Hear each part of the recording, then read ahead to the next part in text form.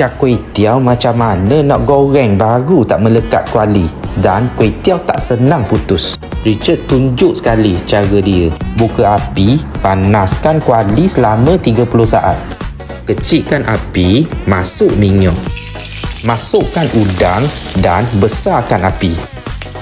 Masuk bawang putih. Kuih tiaw boleh masuk dah.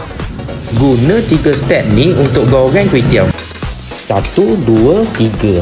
1, 2, 3. Goreng selama 30 saat.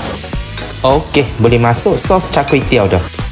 Kali ni kita tambah 1 step lagi.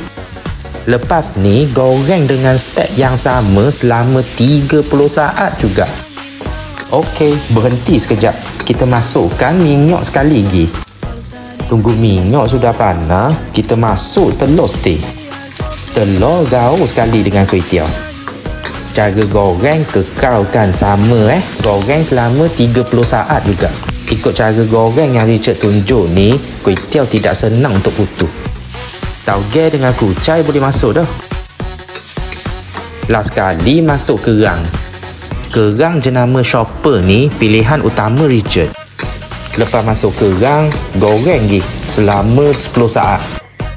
Okey, siap dah cak kuih tiaw hari ini.